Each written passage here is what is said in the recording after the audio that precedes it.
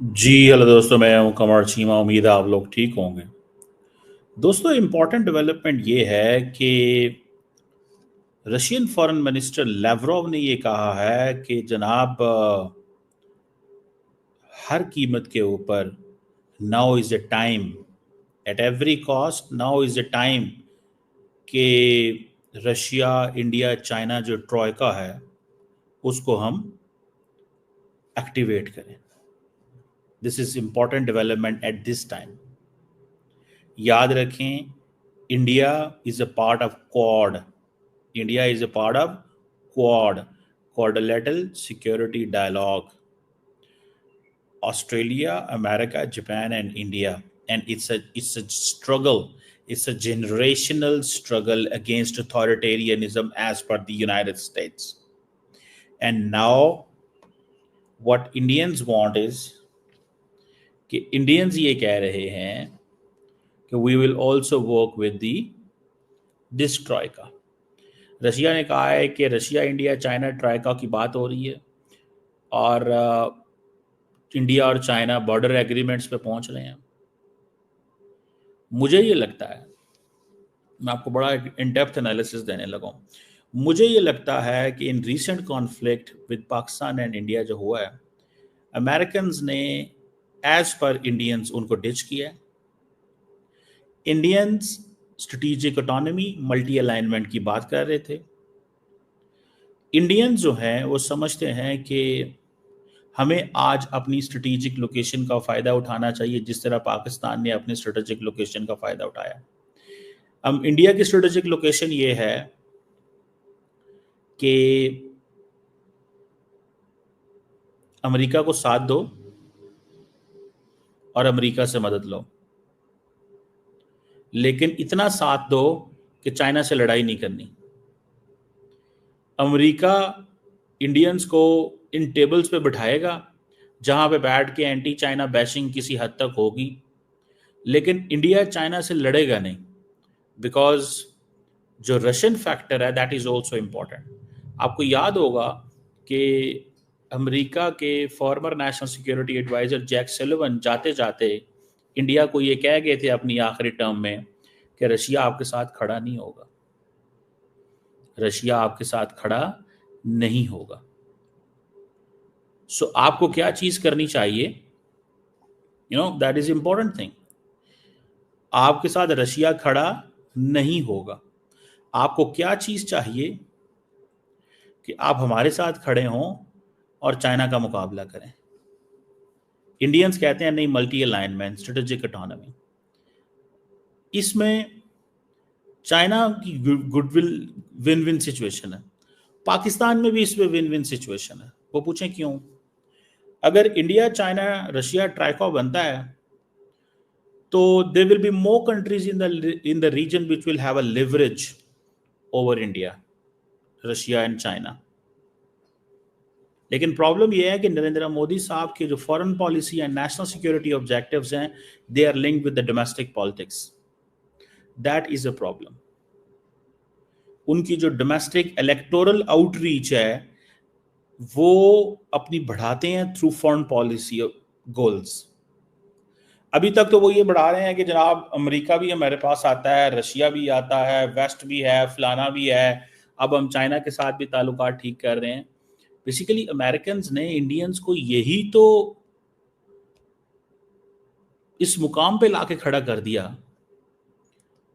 कि इंडियंस को बताया गया कि तुम ये मल्टी अलाइनमेंट की रोज बातें करते हो, हमें ये बातें अच्छी नहीं लगती। अब क्या नरेंद्र मोदी के पास चॉइस है कि वो दोबारा चाइना और रशिया के पास जाएंगे? पिछले हफ्ते एक ग्लोबल थ्रेट असेसमेंट रिपोर्ट आई थी जिसमें अमेरिकन ने ये कहा कि इंडिया जो है वो रशिया से पीछे हट रहा है। इंडिया रशिया से पीछे हट रहा है। अब देखना यह है कि कितना को पीछे हट रहा है। वेपन्स एक्वायर करने में किस चीज में पीछे हट रहा है? इस सवाल तो बनता है ना एक, कि कितना को पीछे हट रहा है। समझ रहे हैं आप बात को? So that is a question.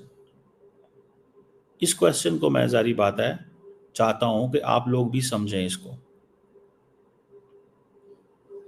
कि ये कोई आसान चीज नहीं है ये बात कर देना कि जनाब वो सो मुझे लगता है कि रशियन समझते हैं कि इस स्पेस का फायदा उठाया जाए। रशिया ने कैलकुलेट किया है कि इंडिया के अंदर ये एक फीलिंग है और फीलिंग ये है कि हमें डॉज किया गया है। सो अगर ये फीलिंग मौजूद है तो इट्स गुड। हम क्यों ना इंडियंस को कहें और चाइनीज को कहें कि आए आपको हम टेबल पे बिठाते हैं। वो कहते हैं हम आपको बिठाते हैं टेबल पे। अब रशियंस किस चीज की प्ली ले रहे हैं? वो कह रहे हैं जी बॉर्डर पे अंडरस्टैंडिंग हो गई है, things are good.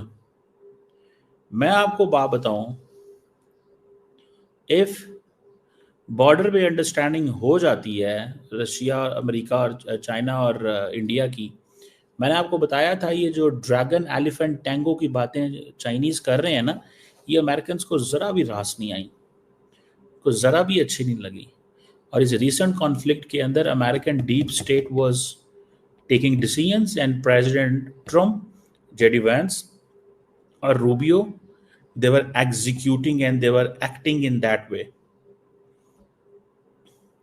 JD Vance को डेली सुबह उठ के जब सीआईए ब्रीफिंग देती है कि इस वक्त साउथ एशिया में तुमने क्या बोलना है, या ट्रम्प को कहा जाता है कि तुमने क्या बोलना है, तो आप क्या समझते हैं वो एवं ही इसको वो कर रहे हैं?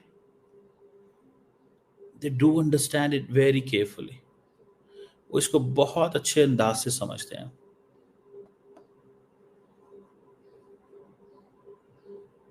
सो वो अब देखना ये है कि इधर होता क्या है। क्या रशियंस वाकई ही इंडिया और चाइना को टेबल पे बिठा देंगे? सवाल है ना। क्या रशियंस वाकई ही इंडिया और चाइना को टेबल पे बिठा देंगे,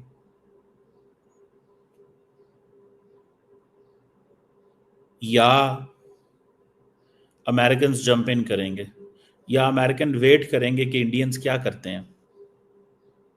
अमेरिकन वेट करेंगे कि इंडियन क्या करते हैं। They really want to see India की पोजीशन को वो जानना चाहते हैं। मैं आपको बात बताऊं, उनको बड़ा गुस्सा है अमेरिकन का इंडिया के ऊपर, बहुत ज़्यादा गुस्सा है कि आप अगर हमें हमारा फुल साथ दें तो हम आपको हर जगह सपोर्ट करेंगे, लेकिन पाकिस्तान के लिए ये अच्छा है। India gets more thick with China. India के लिए बड़ी चैलेंजिंग पोजीशन है। अब इंडिया के लिए वेस्ट और रशिया और चाइना को बैलेंस करना बहुत मुश्किल होगा कि आप क्वाड के मेंबर भी हों और रशिया, इंडिया, चाइना, ट्रका के भी मेंबर हों।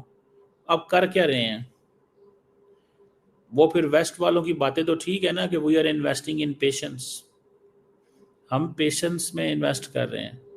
When they are dealing with Indians, when they are dealing with the Indians, तो वो कह रहे हैं कि हम उसमें इन्वेस्ट कर रहे हैं। सो इस चीज को थोड़ा सा, I think that's what I understand, इस चीज को थोड़ा सा स्टडी करना चाहिए कि ये जो बातें इन्होंने ये कर रहे हैं, ये क्या कर रहे हैं और क्या मकसद क्या है इनका। I really like that approach कि रशियंस ने जंप इन किया है बेसिकली इस सिचुएशन के अंदर। उन्होंने जंप इन किया है और वो समझते हैं कि नाउ इज द टाइम कि हम इस चीज़ को स्टडी करें, देखें कि हम चाइना को, इंडिया को कैसे अपने फोल्ड में लेके आ सकते हैं। और मेरा ख्याल है कि ये इंडिया और रशिया मिल के भी ये फैसला करेंगे कि bring India in the fold, इनको इस फोल्ड में लेके आए। मुझे लगता है, I find it that way. ये मुझे मुझे ये चीज़ लगती है, आपको पता नहीं लगती है। मुझे लगता है कि रशिया और चाइना जो है वो मिल के ये चीज़ जो है वो करेंगे।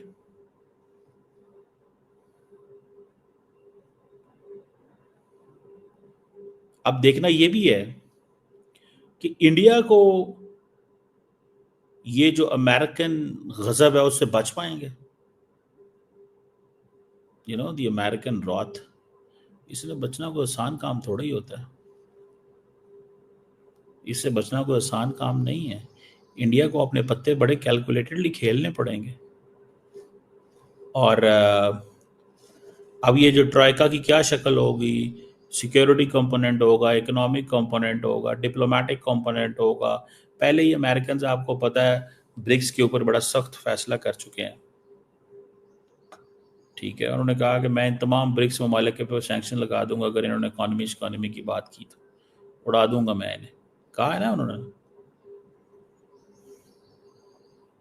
सो ये चीज़ है जिसको आई थिंक वो, अब मैंने आपको एक चीज़ और भी बताई थी, the Chinese noticed India doesn't want to be part of the Quad in a military sense.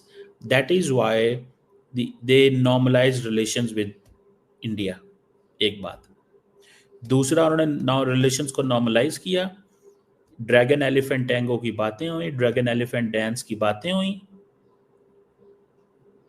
लेकिन इसके बावजूद इंडिया के खिलाफ चाइनीज ने पाकिस्तान की फुल सपोर्ट दी, टू गिव इंडिया मैसेज कि हम उसके साथ खड़े होते हैं जो हमारा पार्टनर होता है। पाकिस्तान इज आवर पार्टनर, हम पाकिस्तान के साथ खड़े हैं, तुम हमारे पार्टनर नहीं हो, तुम्हारे साथ अभी हम कॉन्फिडेंस बिल्डिंग मेजर्स कर रहे हैं, तुम्हारे साथ अभी हम कॉन्फिडेंस बिल्डिंग मेजर्स चल रहे हैं। तो हम उसको इस सेंस में देखते हैं, तुम्हारे साथ अभी कॉन्फिडेंस बिल्डिंग मेजर्स चल रहे हैं भाई साहब। So I think that is where they are paying attention to the situation.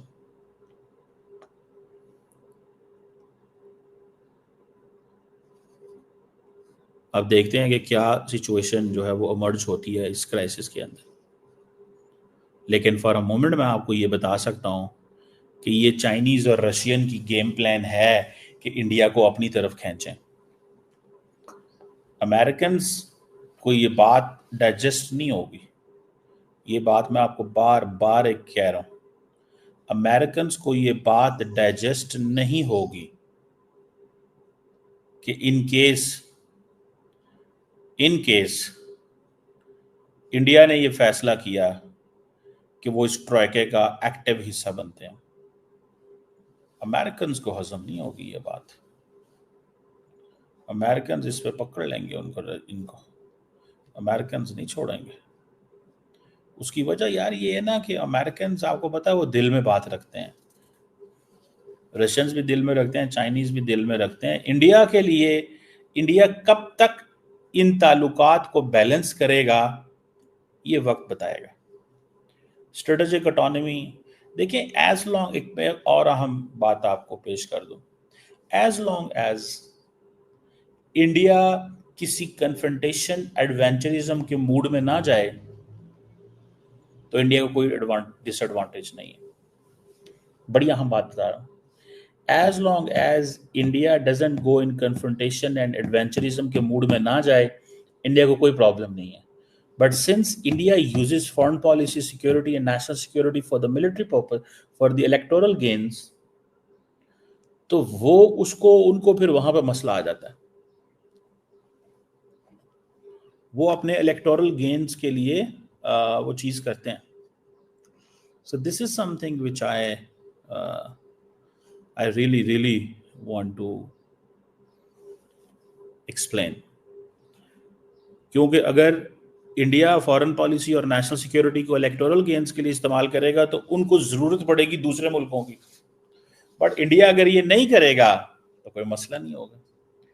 मेरी बात समझ रहे हैं आप? ये है सिचुएशन भाई साहब। इस सिचुएशन को थोड़ा सा इन डेप्थ रीड करना पड़ेगा। और अगर आप ये भी देखें कि एट वन पॉइंट इंडियंस जो हैं वो ये रियलाइज करते हैं कि हम ग्लोबल पावर हैं, ग्लोबल एम्बिशंस हैं, this and that, but at the same time every country will say कि yes we are with India, but they will not stand with India when वो इंडिया किसी के सामने आके खड़ा हो जाएगा। जब इंडिया अकेला होगा तो हम सारे कहेंगे हम आपको सपोर्ट करते हैं, हम आपको सपोर्ट करते हैं। You are getting me? ये इंपॉर्टेंट चीजें हैं, मेरा ख्याल है इसको the people who are at the helm of the affairs they do understand this. That's my assessment. Let's see क्या होता है।